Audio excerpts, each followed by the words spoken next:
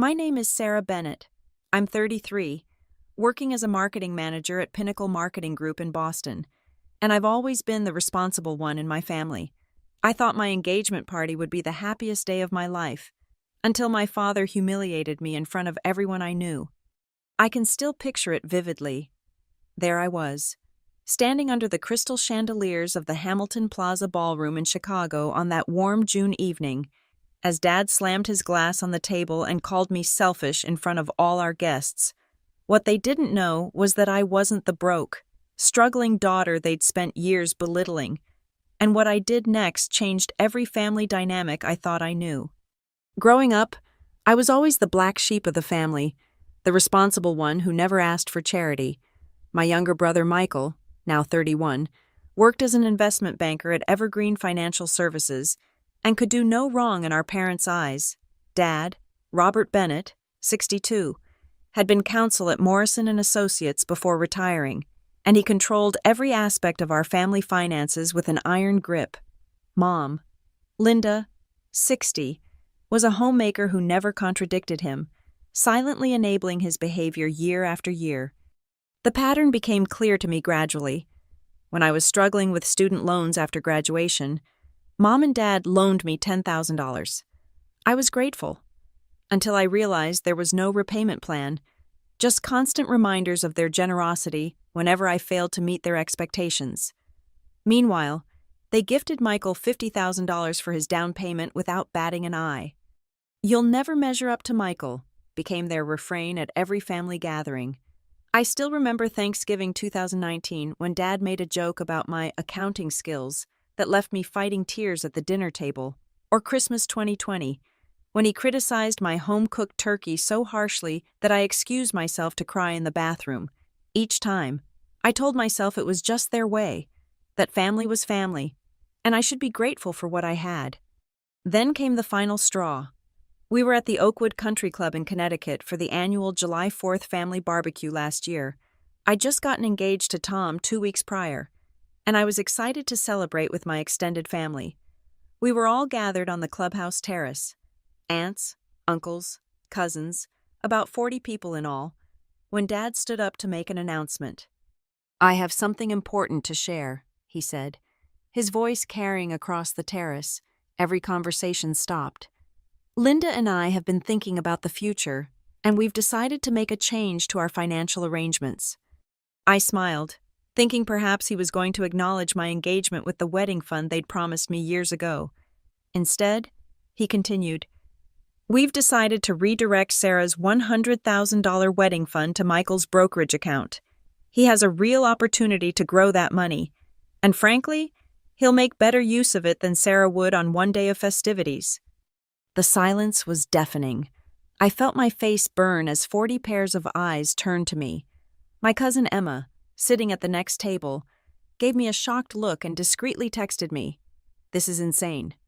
I somehow made it through the rest of that barbecue with a plastic smile on my face, but once I was alone in my 2017 Honda Accord, I gripped the steering wheel until my knuckles turned white, my heart pounding in my chest.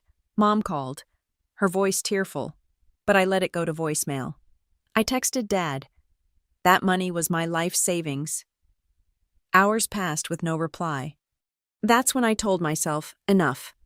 What my family didn't know, what I'd kept carefully hidden from them for years, was that I wasn't the struggling marketing manager they thought I was. 6 years ago, I had started a side business, Silverstone Consulting, specializing in digital marketing strategies for small businesses. What began as a few freelance jobs to supplement my income had grown into a thriving consultancy with a roster of loyal clients.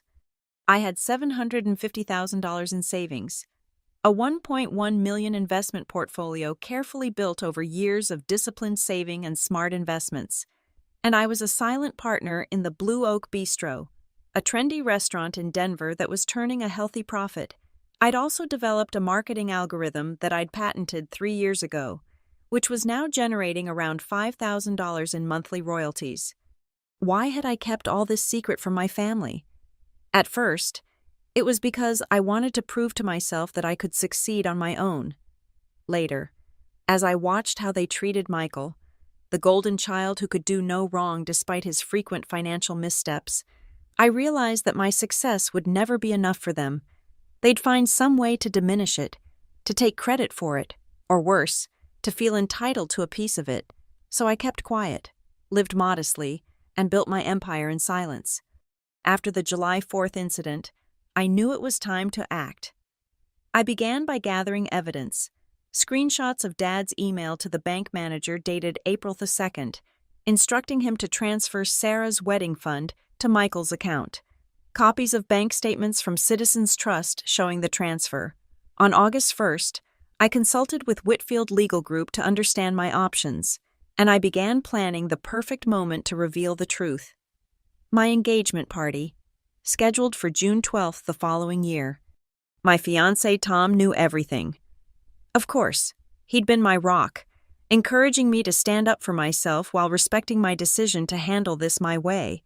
My boss at Pinnacle, Jessica Rivera, had witnessed years of my contributions to the firm and the condescending phone calls from my father that I endured in the office.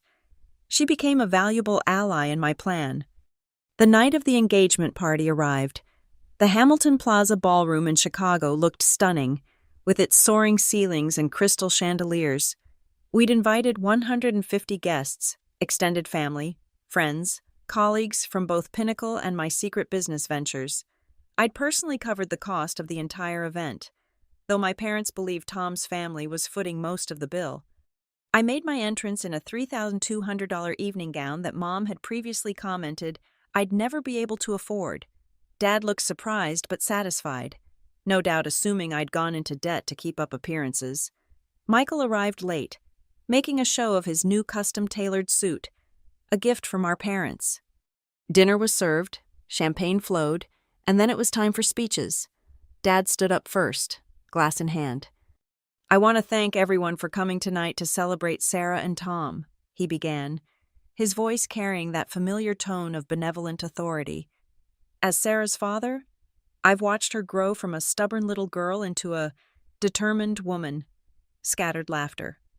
"While she hasn't always made the financial choices I would have recommended," he continued with a meaningful glance at my dress, "I'm proud to see her settling down with someone sensible like Tom." He raised his glass. "To the happy couple, may they build a future within their means." The applause was polite, if a bit confused. I caught Aunt Margaret's frown and Cousin Emma's eye roll. It was time. I stood up, smoothing the silk of my gown, and took the microphone from Dad. "Thank you, Dad, for those thoughtful words." I smiled at the assembled guests. "I'd like to share something with all of you tonight." With a nod to Tom, the lights dimmed slightly and a projector screen descended behind me. "Many of you were at the family barbecue last July," I continued, "when my father announced he was redirecting my $100,000 wedding fund to my brother's account." Murmurs rippled through the crowd. On the screen appeared Dad's email chain with the bank manager. "Robert Bennett, please transfer Sarah's $100,000 to Michael's account," I read aloud. "The money will be better utilized in his investment portfolio than wasted on her wedding." Dad's face went pale. This must be a mistake," he stammered. "No mistake, Dad," I replied calmly, "just like it's no mistake that I've been building my own business for the past 6 years. The screen changed to display my investment portfolio, or that I have $750,000 in savings and a $1.1 million investment portfolio." Mom collapsed into her chair, tears streaming down her face. Michael stood up, his face contorted with anger. "You're lying! She's manipulating you all!" he shouted. "Actually, she's not," came a voice from the back. Jessica Rivera, my boss, stood up. "Sarah has been one of our top performers at Pinnacle for years. She's also the founder and CEO of Silverstone Consulting, which has generated over $3 million in revenue in the past 3 years."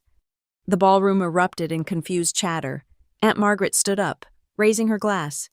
"Thank God someone finally spoke up about how Robert and Linda have treated you." "Sarah," Cousin Emma nodded vigorously beside her.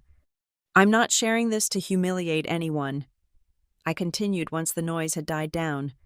"I'm sharing this because for years, I've allowed myself to be treated as less than in my own family. I've been gaslighted, manipulated, and belittled, and I'm done. I don't need your wedding fund. Dad, I don't need your approval, and I certainly don't need to justify my existence to you anymore. I looked around at the stunned faces. To those of you who have always supported me, thank you. You're the family I choose.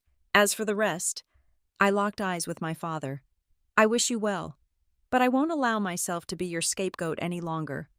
The aftermath was swift and dramatic. 3 days after the engagement party, I filed a $150,000 civil suit against my father for emotional distress. My parents entered marriage counseling, their picture-perfect facade crumbling under the weight of truth.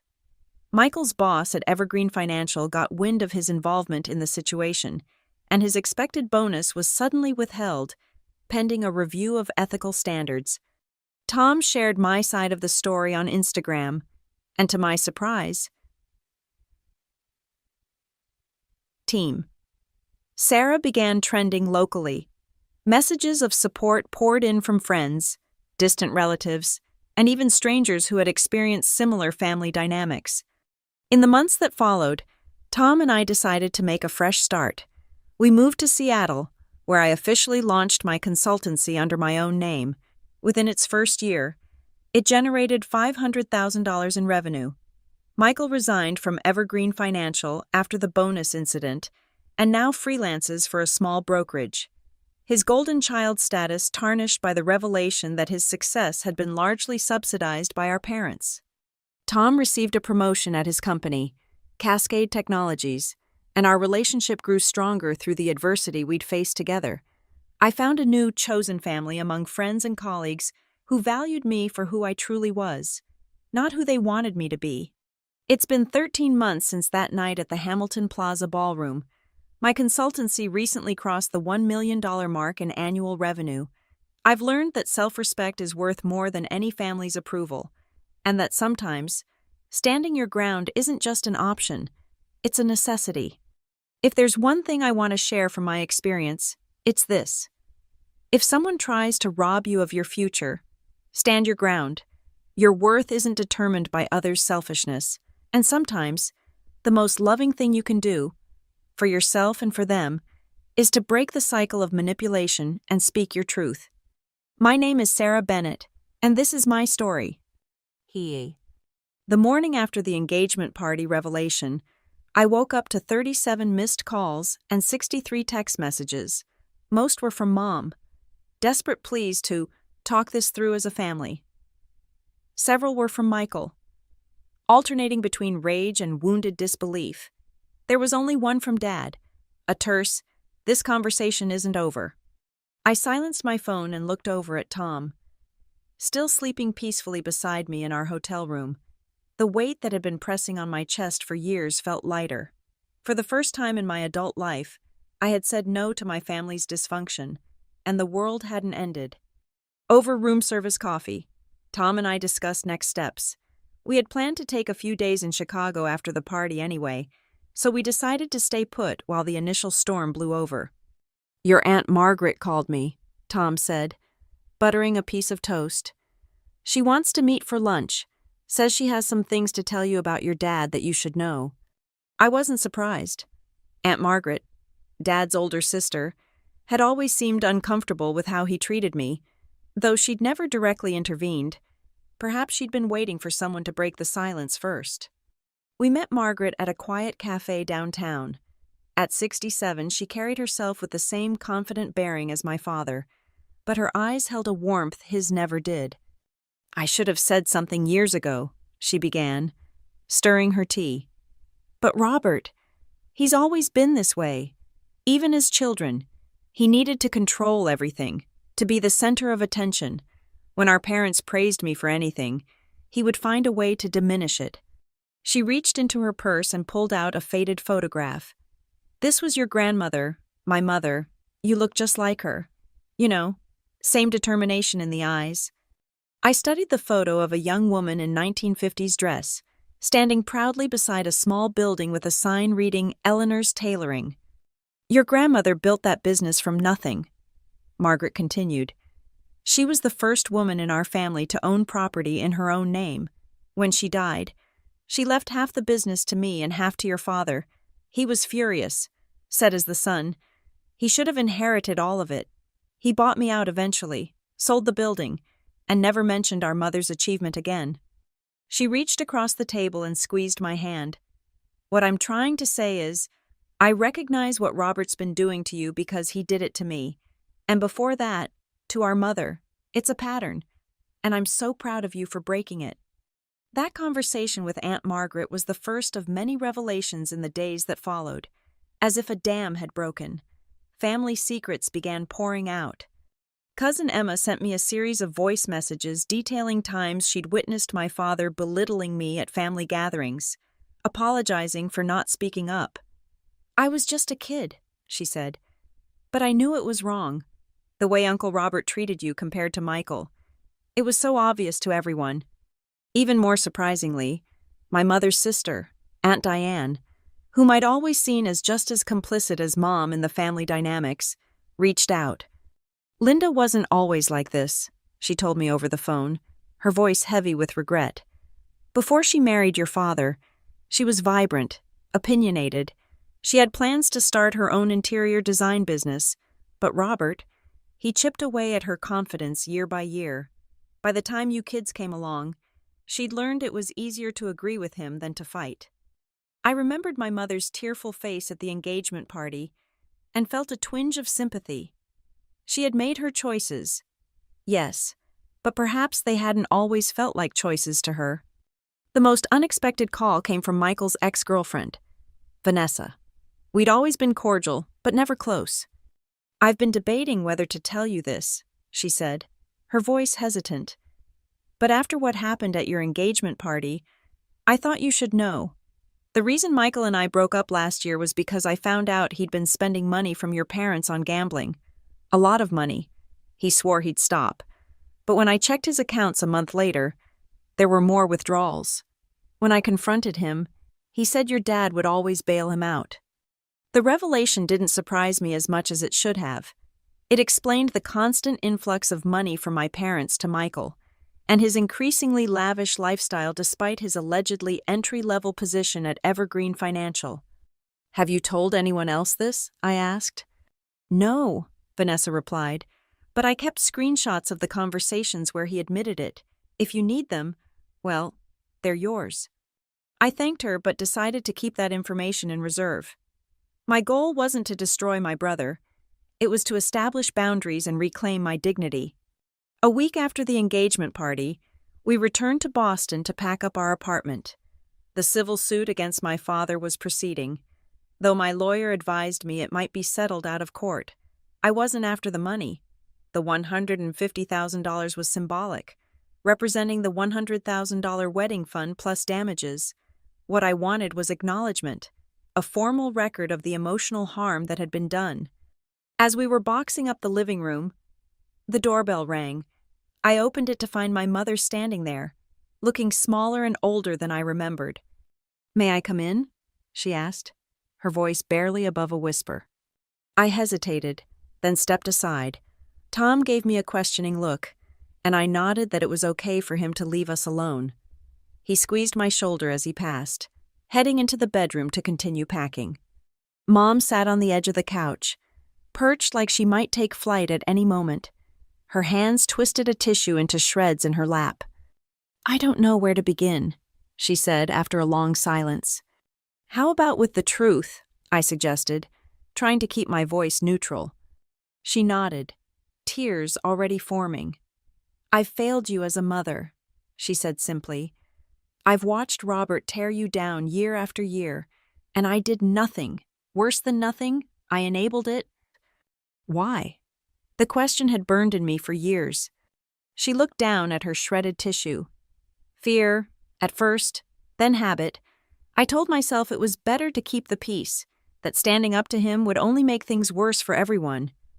I convinced myself that you were strong, that you could handle it, while Michael needed the extra support. "Did you know about the gambling?" I asked.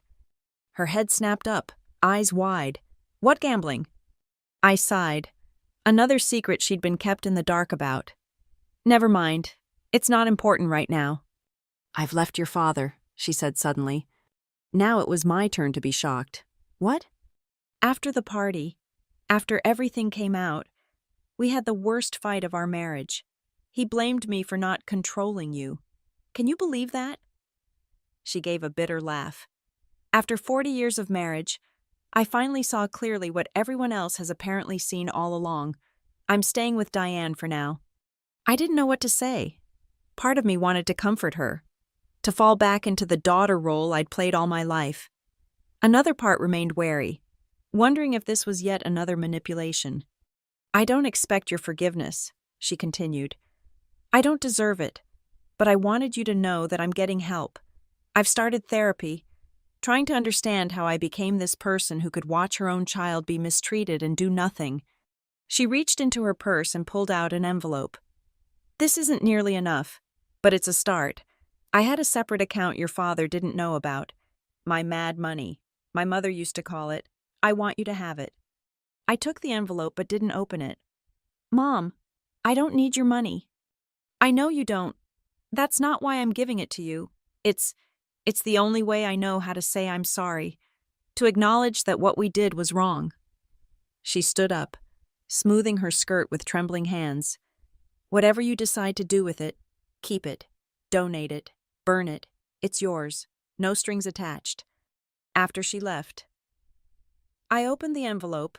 Inside was a cashier's check for $45,000 and a handwritten note. Your grandmother would have been proud of you. I am too, even if I never showed it. I sat holding that check for a long time, unsure how to feel. It wasn't about the money. As I'd made clear to everyone, I didn't need it, but the gesture represented something I'd never gotten from either of my parents: unconditional support. Later that night, as Tom and I lay in bed surrounded by half-packed boxes, I told him about my mother's visit. What are you going to do? He asked, his fingers tracing patterns on my arm. I don't know, I admitted. Part of me wants to believe she's really changed. Another part is waiting for the other shoe to drop. You don't have to decide right now, he reminded me. One of the great things about boundaries is that they work both ways. They keep harmful people out, but they can also let people in when they're ready to respect them.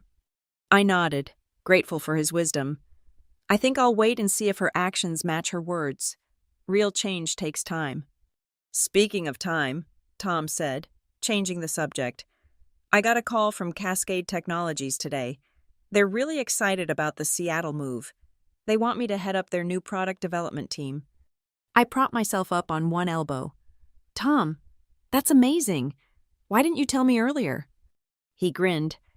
Because I also got some news about the Blue Oak Bistro. The owner wants to expand to Seattle and is interested in having you as more than a silent partner. He thinks your marketing expertise could help make the new location a flagship for the brand. The synchronicity was almost too perfect. So we both have amazing opportunities waiting for us in Seattle? Looks that way. He pulled me closer. Fresh start, new city, bright future. What do you say? I kissed him in answer. Whatever happened with my family, whether reconciliation was possible or not, I knew that Tom and I were building something real and healthy together, and that was worth celebrating. The move to Seattle happened quickly after that. We found a modern apartment overlooking Puget Sound, close enough to downtown for both our commutes, but with enough distance to feel like a retreat. I officially launched my consultancy under my own name, Bennett Strategic Marketing, taking the clients from Silverstone Consulting who wanted to stay with me and adding new ones through connections in the Pacific Northwest. My father's response to the civil suit came 3 weeks after we settled in Seattle, a motion to dismiss, claiming I was emotionally unstable and seeking attention. My lawyer assured me this was standard procedure and nothing to worry about. We had solid documentation, including the emails about the wedding fund transfer and testimonies from family members who had witnessed his behavior over the years. What I hadn't expected was Michael's reaction. One evening in late August, as I was working late in my home office, my phone rang with his number. Michael? I answered cautiously. Don't hang up, he said quickly. Just hear me out, okay? I remained silent, waiting. I messed up, he continued, his voice lacking its usual confidence. Not just at your engagement party, but for years. The things Dad said about you, the way we both treated you, it wasn't right. No, it wasn't, I agreed, not making it easier for him. He sighed. Look, I'm not calling to ask for forgiveness or money or anything. After everything blew up, after Vanessa told you about the gambling. She told you she contacted me? Yeah, we've been talking again, trying to, I don't know, fix things. I guess she made it a condition that I get help for the gambling. So I've been going to GA meetings. He paused. The thing is, in recovery, you have to make amends to the people you've hurt. And I've hurt you. Sarah, I let Dad pit us against each other, and I enjoyed being the favorite because it was easier than admitting I was failing at everything else. I wasn't sure how to respond. This vulnerable version of Michael was unfamiliar territory. I'm not asking you to let me back into your life, he continued when I didn't speak. I just wanted you to know that I'm working on myself, and I'm testifying in your lawsuit against Dad. That got my attention. What? Yeah, my lawyer contacted yours yesterday. I'm giving a deposition about the psychological abuse, the financial manipulation, all of it. Dad's furious. Of course, cut me off completely. But it's actually kind of a relief. For the first time in our adult lives, Michael and I had an honest conversation. He told me about how our father had been setting impossible standards for him since childhood, creating a pressure cooker that led to his gambling as an escape. How he'd been jealous of my apparent self-sufficiency even while benefiting from being the golden child. How he'd known, deep down, that the way I was treated was wrong, but had been too afraid of losing his position to speak up. I'm not saying any of this excuses what I did, he finished, just trying to explain where I was coming from. Thank you for telling me, I said, surprised to find I meant it. And for agreeing to testify. It's the least I can do, he hesitated. So, Seattle, huh? How is it? We talked a bit more about my new city, his GA meetings, Vanessa's tentative return to his life. It wasn't forgiveness, exactly, but it was a beginning, a fragile bridge across years of manufactured rivalry. As autumn settled over Seattle, the civil suit against my father moved toward a resolution. His lawyer reached out to mine with a settlement offer. $200,000 plus legal fees and a signed admission of emotional abuse.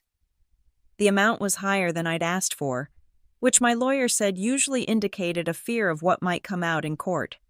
He's worried about his reputation, she explained during our call. Several of your family members have given strong depositions, including your brother and your aunt. If this goes to trial, it becomes public record. I thought about it overnight, discussing it with Tom over dinner at our favorite waterfront restaurant. What matters most to you? He asked, always cutting to the heart of things. The money? The public acknowledgement? Seeing him in court? I twirled pasta around my fork, considering. The acknowledgement. I think I don't need to see him squirm in court. I don't even need the money, though I'd probably donate it to an organization that helps people escape emotional abuse. Then maybe the settlement is the cleanest way forward, he suggested. You get the admission of wrongdoing in writing. You can help others with the money, and you don't have to drag this out for months or years. The next day, I called my lawyer and accepted the settlement with one condition. The admission of emotional abuse had to be detailed and specific, not a generic statement that could be interpreted multiple ways. 2 weeks later, it was done. The money was transferred to my account, earmarked for donation, and the signed admission arrived by certified mail.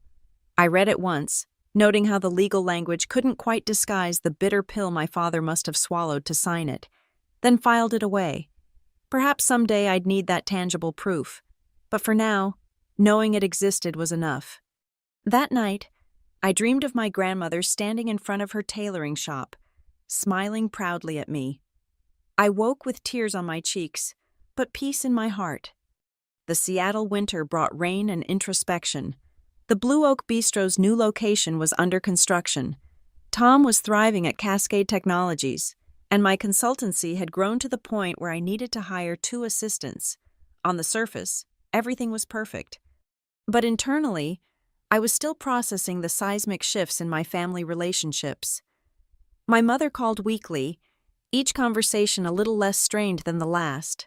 She had filed for divorce and was looking for an apartment of her own, determined to build an independent life. Michael sent occasional texts, updating me on his recovery and his tentative reconciliation with Vanessa. My father maintained radio silence, which was a relief. As the holidays approached, the question of family traditions loomed large. For the first time in my life, I wouldn't be expected at my parents' house for Thanksgiving or Christmas. The freedom was both exhilarating and disorienting. "What do you want to do?" Tom asked as we discussed our options. I considered, I think I want to create new traditions, ones that feel authentic to us. And so we did. For Thanksgiving, we invited a group of friends, some new from Seattle, others who flew in from Boston, to our apartment for a potluck feast. I cooked a turkey without my father's critical eye over my shoulder, and no one commented on the slightly dry breast meat or the lumpy gravy. Instead, there was laughter, genuine compliments, and a sense of chosen family that felt more nourishing than any holiday meal I'd ever experienced. For Christmas, we decided on a getaway, booking a cabin in the mountains outside Seattle on Christmas Eve. As snow fell softly outside and we sat by the fire with mugs of mulled wine, Tom pulled a small package from his pocket. "I know we said no big gifts this year," he began, looking suddenly nervous, "but I wanted to give you something meaningful after everything we've been through." Inside the package was a delicate gold necklace with a small, elegant pendant in the shape of a phoenix. "It's beautiful," I whispered, turning it over in my hands. "I had it custom made," Tom explained. The phoenix felt right, rising from the ashes, transforming through fire. "That's what you've done this year, Sarah. You've reclaimed your story and turned pain into power." As he fastened the necklace around my neck, I felt the weight of the pendant against my skin, light but present, like the new sense of self I was carrying into the future. January brought the official opening of the Blue Oak Bistro's Seattle location. As a full partner, rather than a silent investor, I had been deeply involved in the marketing strategy, creating a buzz around the restaurant's farm-to-table concept and innovative cocktail program. Opening night was a smashing success, with food critics and local influencers raving about the experience.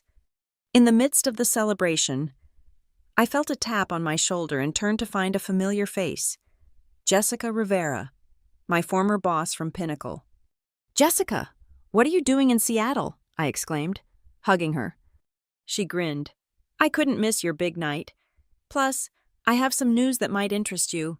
She glanced around at the crowded restaurant. "Got somewhere quieter we can talk?"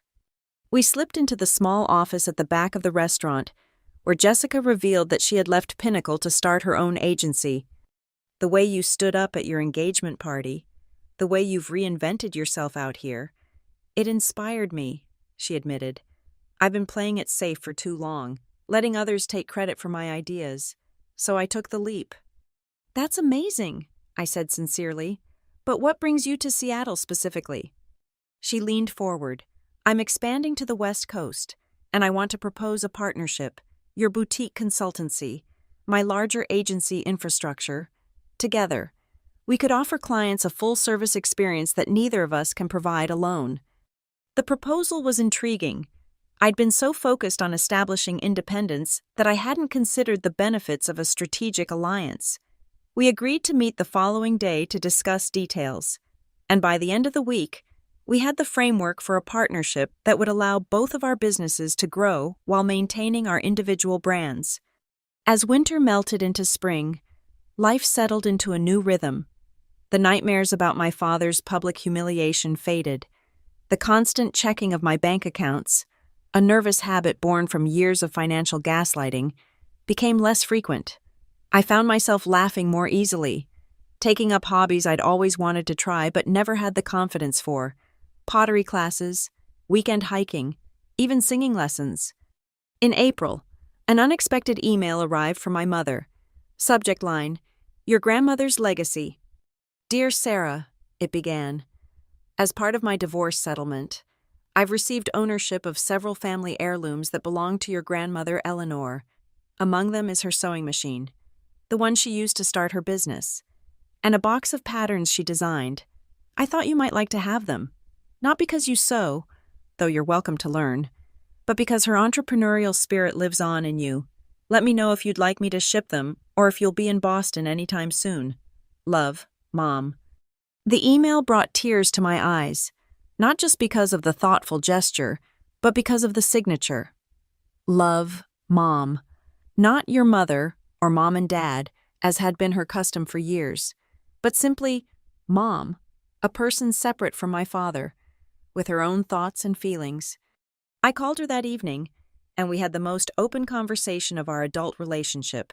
She told me stories about my grandmother that I'd never heard before, how she'd defied convention to open her tailoring shop when most women were expected to be homemakers, how she'd survived the loss of her husband in the Korean War and raised 2 children on her own. She would have adored you, Mom said, her voice warm with memory.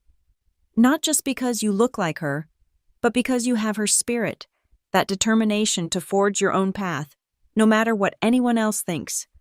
The conversation shifted something fundamental between us.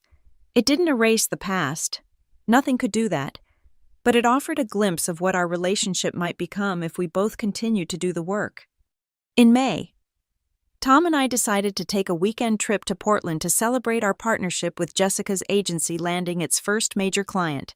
As we strolled through the famous rose garden, enjoying the perfumed air and vibrant blooms, Tom seemed unusually quiet. "Everything okay?" I asked, squeezing his hand. He nodded, then took a deep breath.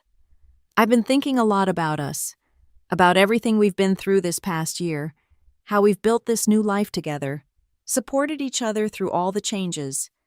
"Me too," I said, sensing where this might be going but letting him find his own words. He guided me to a bench overlooking the city skyline and sat beside me. "When we got engaged last year, it was a different world. We were different people, and while I've never doubted my love for you, I think we deserve a fresh start there too." From his pocket, he produced a small velvet box, different from the one that had held my original engagement ring. "Sarah Bennett, would you do me the honor of marrying me? Not as the person your family tried to make you be, but as the incredible, strong, brilliant woman you truly are?" Inside the box was a ring unlike any I would have chosen before, bold and unique, with a central emerald surrounded by tiny diamonds in an Art Deco-inspired setting. It was nothing like the traditional solitaire I'd once thought I wanted, and everything like the person I'd become. "Yes," I whispered, my vision blurring with tears. "Absolutely yes." We decided to plan the wedding on our own terms. No family expectations, no traditional obligations, just a celebration of our love and the community we'd built around us. We chose a date in September, when Seattle's weather would still be mild enough for the outdoor ceremony we envisioned at a small winery overlooking Puget Sound. As the date approached, we faced the delicate question of family invitations. My mother was an easy yes. She had consistently shown her commitment to change over the past year. Michael and Vanessa were also on the list, though with some trepidation on my part. The hardest decision was my father.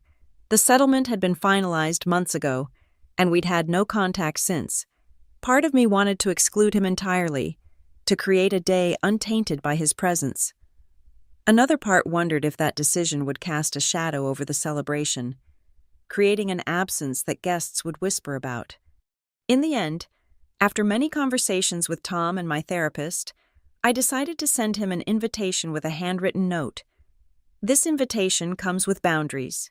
If you choose to attend, I ask that you come as a guest, not as the father of the bride. There will be no traditional father roles, no walking me down the aisle, no father-daughter dance, no toast. If you can respect these boundaries and share in our joy without making the day about yourself or our past conflicts, you are welcome. If not, I understand, and wish you well. I mailed it without expectation, then put it out of my mind to focus on the joyful aspects of wedding planning. 3 weeks before the wedding, as final preparations were in full swing, I received a small package at the office. Inside was a leather-bound book with no note or card. Opening it, I discovered it was a financial ledger, meticulously kept in my grandmother Eleanor's handwriting, documenting the growth of her tailoring business from its first day to its eventual success. I knew immediately who had sent it, not my mother, who would have included a warm note, but my father, who had always communicated most clearly through gestures rather than words. It was both an olive branch and an acknowledgement, connecting me to my grandmother's legacy in a way that recognized my own business success. I called my mother that evening to confirm my suspicion. "Yes, he asked me for it," she admitted. "It was one of the few civil conversations we've had during the divorce proceedings. He said he wanted you to have something meaningful from the family, something that represented achievement." "Did he say if he's coming to the wedding?" I asked, not sure what answer I was hoping for. "He didn't tell me his decision," she replied. "But Sarah, the fact that he sent the ledger, I think he's trying, in his own limited way." The day of our wedding dawned clear and perfect. The winery looked magical, with fairy lights strung among the grapevines and simple wildflower arrangements adorning the rustic wooden tables. I got ready with my closest friends, including Jessica and cousin Emma, who had flown in from Boston. My dress was nothing like the traditional gown I'd once imagined. Instead of a princess ball gown, I'd chosen a sleek, modern design with clean lines and unexpected details. It felt right for the woman I'd become. As the ceremony time approached, I peered out the window of the bridal suite and saw guests gathering in the vineyard. My mother was there, looking elegant in a blue dress I'd never seen before, chatting comfortably with Tom's parents. Michael and Vanessa had arrived, both looking nervous but happy. And then, at the edge of the gathering, I spotted a familiar figure, my father, standing slightly apart, dressed in a dark suit with a white rose in his lapel. He had come, but was keeping his distance, respecting the boundaries I'd set. Something tight in my chest loosened slightly at the sight. I'd decided months ago to walk myself down the aisle, a symbol of giving myself freely to this marriage rather than being given away by someone else. As the music began and guests took their seats, I took a deep breath and stepped out into the sunshine alone. The ceremony was everything we'd hoped for: personal, authentic, filled with laughter and a few happy tears. We wrote our own vows, promising not just love and fidelity, but also to continue growing together, to support each other's dreams, to create a family defined by respect rather than obligation. At the reception, as twilight fell and the fairy lights twinkled overhead, I made my rounds to thank our guests. When I reached my father, standing near the edge of the dance floor, we regarded each other in silence for a moment. "Thank you for coming," I said finally. He nodded, his expression unreadable. "You look beautiful," he said, his voice gruff. "The venue, everything, you've done well." It wasn't an apology or even a direct acknowledgement of our past, but coming from him, it was significant. "I got the ledger," I told him. "Grandmother's business records.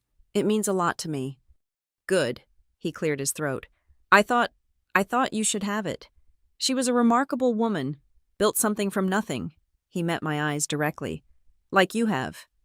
The moment stretched between us, fragile but real. Not forgiveness, exactly, but perhaps the beginning of something new. A relationship based on mutual respect rather than control and submission. "Would you like to dance?" he asked suddenly, gesturing to where other guests were swaying to the music. Not as a father-daughter thing, just as two people at a wedding. I hesitated, then nodded. "I'd like that." As we moved awkwardly to the music, maintaining a respectful distance, I caught Tom's eye across the room. He raised his glass slightly, a question in his expression. I smiled to let him know I was okay. That dance didn't erase years of hurt. It didn't solve everything or promise a perfect relationship moving forward, but it was an acknowledgement that people can change, that relationships can evolve, that the stories we tell about ourselves and our families aren't set in stone.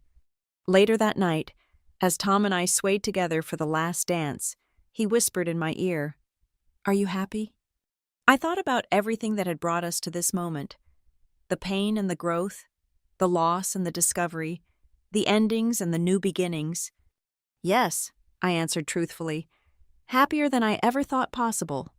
As the music faded and our guests prepared for our sparkler send-off, I looked around at the gathering, my mother laughing with Tom's sister, Michael and Vanessa slow dancing in a corner, my father chatting politely with Aunt Margaret, Jessica and Emma taking selfies by the photo booth.